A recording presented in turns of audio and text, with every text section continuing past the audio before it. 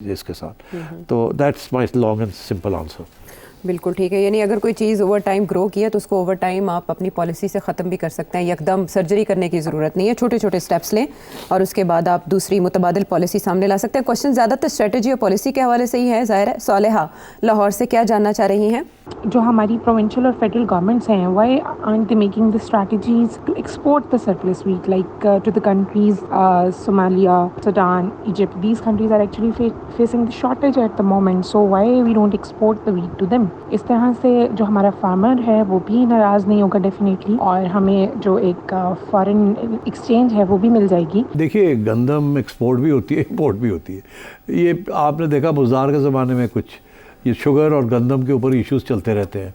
कभी कोई ज़्यादा इंपोर्ट हो जाती है और लोकल नुकसान हो जाता है, कभी जो होती है वो एक्सपोर्ट कर देते हैं और शॉर्टेज हो जाती है। तो ये गवर्नमेंट करती है ये चीज़ें, ऐसे नहीं है कि करती नहीं है। मगर आम तौर पे जो हमारी वीट क्रॉप है गंदम का वो कम ही होता है, डिमांड हमारी ज़्यादा होती है, तो इसलिए फिर हमें इंपोर्ट करनी पड़ती है।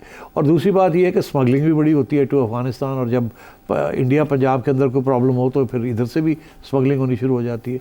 तो ये कॉम्प्लिकेटेड इशू है, इसके लिए रेगुलेटरी अथॉरिटीज़ और इदारे बनाए गए हैं इसको मॉनिटर करने के लिए कि कब इंपोर्ट होनी चाहिए, कब एक्सपोर्ट होनी चाहिए। और this goes for sugar and for wheat. तो एंड राइस आमतौर पे ज़्यादा होती है, we always export rice, but rice का इतना इशू नहीं है, it's always there is an exportable surplus. मगर वीट यस, अगर एक्सेस में है तो दे कैन एक्सपोर्ट इट, कोई ऐसी इशू नहीं है। मगर यही तो प्रॉब्लम है कि स्टॉक्स कितने हैं, फलानी प्रोविंस के पास कितना है, उसके पास कितना है, कीमत कितनी है, कहाँ शॉर्टेज है, कहाँ बढ़ा है, इतना इनके पास सोफिस्टिकेटेड सिस्टम मॉनिटरिंग का नहीं है that they are able to predict with 100% accuracy कि इनकी रिक्वायरमेंट कितनी होगी, कहाँ कितनी चाहिए होगी, कितनी मूवमेंट करनी पड़ेगी प्रोविंशियल, कितनी कीमतें रखनी पड़ेंगी, कितनी जो है वो प्राइवेट सेक्टर में होगी, कितनी गवर्नमेंट प्रोक्योर करेगी। इनके पास इतना सोफिस्टिकेटेड सिस्टम नहीं है, इसीलिए ये सारी जो अप्स एंड डाउन्स होती हैं और फिर लड़ाई झगड़े होते हैं कि जी आपने इंपोर्ट क्यों कर ली, आपने एक्सपोर्ट क्यों कर दी। तो these issues will continue. Welcome back to the show. आज हम थोड़ा मैथ्स कर रहे हैं क्योंकि इकोनॉमी पाकिस्तान, मैथ्स, अभी सारा कुछ घूम ही उसके इर्द गिर्द रहा है। आमिर अहमद साहब पाकिस्तान की दो बड़ी इंडस्ट्रीज़ के हवाले से क्वेश्चन क्या कर रहे हैं?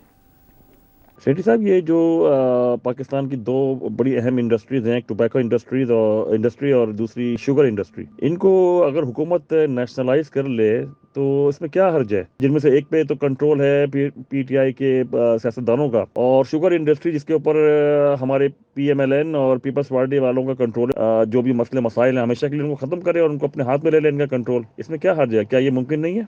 नेशनलाइज कर लें टोबैको को और शुगर को। बात यह है कि सबसे ज़्यादा टैक्स इवेजन सेल्स टैक्स की जो है वो amongst the top is tobacco.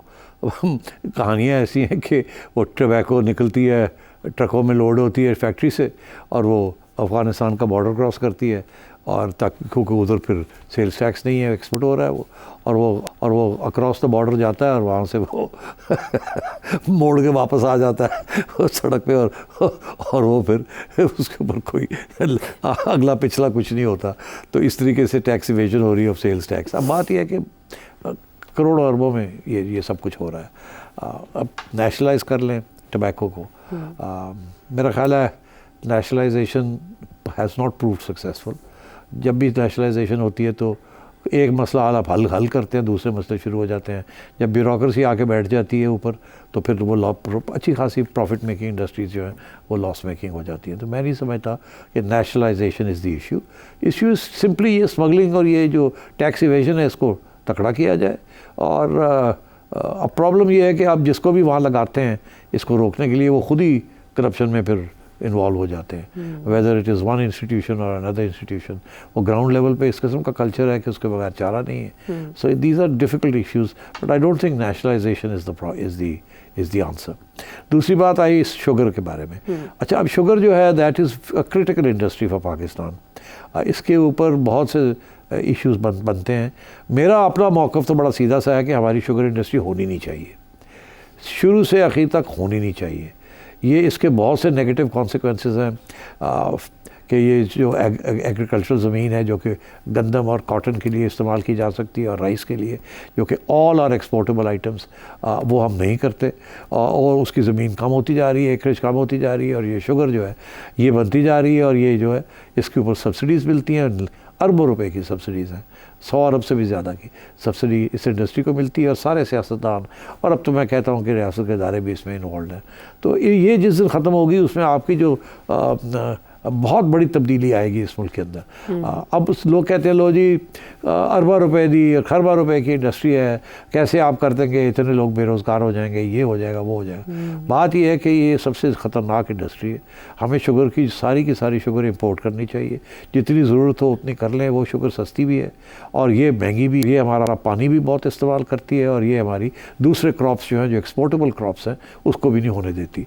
तो और ये बिल्कुल सियासी इट्स जिसे कहते हैं ना, एक किस्म की बहुत बड़ी ब्राइब है रियासत की तरफ से to the politicians and other people of this country जिनके पास शुगर इंडस्ट्रीज़ हैं। और ये बनाई इसीलिए गई थी कि पॉलिटिशियंस को खिलाने पिलाने के लिए। और ये जो भी हुकूमत आती है उन्होंने अपने लोगों को शुगर इंडस्ट्री शुगर परमिट्स देती है, वो बनाते हैं और वो फिर खाते हैं और खिलाते हैं। सो माई सेंस इज कि शुगर इंडस्ट्री को इन द नेक्स्ट 5 years इसको ख़त्म कर देना चाहिए, और उसका तरीका एक ही है कि सब्सिडी देनी बंद करें, देखें क्या होता है, और इंपोर्ट करना शुरू करें। हर साल उनको एक कैलिब्रेटेड तरीके से आप कहें जी कि ये पहले साल की सब्सिडी है, दूसरे साल की, ये तीसरे साल की है, ये चौथे साल की है, ये 5वें साल की है, कम करते जाएँ और ऑटोमेटिकली जो मार्केट है उसको एडजस्ट करेगी, और आप इंपोर्ट्स बढ़ाते जाएँ। आप देखिएगा कितना फ़र्क पड़ता है इसके साथ। तो that's my long and simple answer. बिल्कुल ठीक है। यानी अगर कोई चीज़ ओवर टाइम ग्रो की है तो उसको ओवर टाइम आप अपनी पॉलिसी से ख़त्म भी कर सकते हैं। एकदम सर्जरी करने की ज़रूरत नहीं है, छोटे छोटे स्टेप्स लें और उसके बाद आप दूसरी मुतबादिल पॉलिसी सामने ला सकते हैं। क्वेश्चन ज़्यादातर स्ट्रेटजी और पॉलिसी के हवाले से ही है, ज़ाहिर है। सालेहा लाहौर से क्या जानना चाह रही हैं? जो हमारी प्रोविंशियल और फेडरल गवर्नमेंट्स हैं, why aren't they making the strategies to export the surplus wheat like to the countries Somalia, Sudan, Egypt? These countries are actually facing the shortage at the moment, so why we don't export the wheat to them? इस तरह से जो हमारा farmer है वो भी नाराज़ नहीं होगा डेफिनेटली, और हमें जो एक फॉरेन एक्सचेंज है वो भी मिल जाएगी। देखिए, गंदम एक्सपोर्ट भी होती है, इंपोर्ट भी होती है। ये आपने देखा बुज़दार के ज़माने में कुछ ये शुगर और गंदम के ऊपर इश्यूज़ चलते रहते हैं। कभी कोई ज़्यादा इंपोर्ट हो जाती है और लोकल नुकसान हो जाता है, कभी जो होती है वो एक्सपोर्ट कर देते हैं और शॉर्टेज हो जाती है। तो ये गवर्नमेंट करती है ये चीज़ें, ऐसे नहीं है कि करती नहीं है। मगर आम तौर पे जो हमारी वीट क्रॉप है गंदम का, वो कम ही होता है, डिमांड हमारी ज़्यादा होती है, तो इसलिए फिर हमें इंपोर्ट करनी पड़ती है। और दूसरी बात ये है कि स्मगलिंग भी बड़ी होती है टू अफ़गानिस्तान, और जब इंडिया पंजाब के अंदर कोई प्रॉब्लम हो तो फिर इधर से भी स्मगलिंग होनी शुरू हो जाती है। तो ये कॉम्प्लिकेटेड इशू है। इसके लिए रेगुलेटरी अथॉरिटीज़ और इदारे बनाए गए हैं इसको मॉनिटर करने के लिए कि कब इंपोर्ट होनी चाहिए, कब एक्सपोर्ट होनी चाहिए। और this goes for sugar and for wheat. तो एंड राइस आमतौर पे ज़्यादा होती है, we always export rice, but rice का इतना इशू नहीं है, it's always there is an exportable surplus. मगर वीट यस, अगर एक्सेस में है तो दे कैन एक्सपोर्ट इट, कोई ऐसी इशू नहीं है।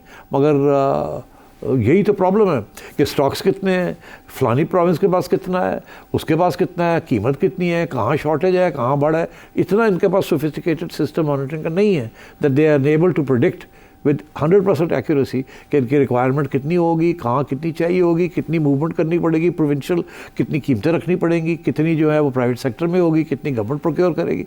इनके पास इतना सोफिस्टिकेटेड सिस्टम नहीं है, इसीलिए ये सारी जो अप्स एंड डाउन्स होती हैं और फिर लड़ाई झगड़े होते हैं कि जी आपने इंपोर्ट क्यों कर ली, आपने एक्सपोर्ट क्यों कर दी। तो दीज इश्यूज विल कंटिन्यू।